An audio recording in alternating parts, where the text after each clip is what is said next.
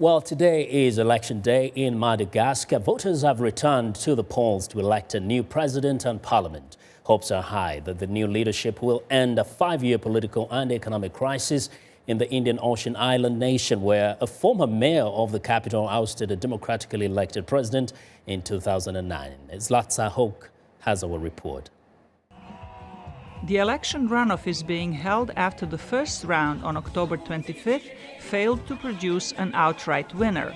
Richard Jean-Louis Robinson of the Avana Party, a former health minister in the government of ousted President Marc Ravalomanana, won about 30% of the vote in the first round. His rival, Eri Marcial Rokotaurimanana Rajaonarimampianina, former finance minister in the transitional government headed by incumbent Andry Rajoelina, won about 15%.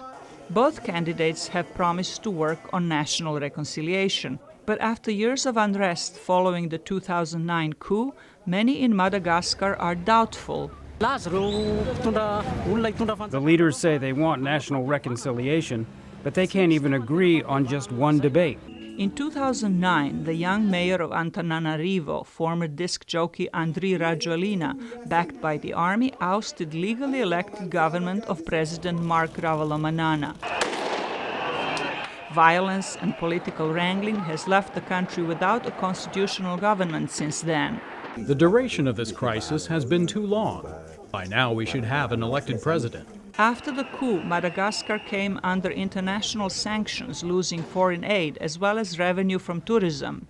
Both presidential candidates say they will focus on rebuilding the economy. But political analyst Gilbert Raharizatovo says both lack the necessary experience. What Madagascar is looking for now is a man who's able to organize, who has a vision. So that's called a statesman. In Madagascar, it doesn't really exist. Why? Simply because, in my opinion, a statesman is a man who's been trained for long years to recognize what are the ethics of governance, the deontology of governance, or the deontology of politics. Perhaps more importantly, the two candidates are seen as proxies for longtime rivals Rajoelina and Ravalomanana, who are barred from running.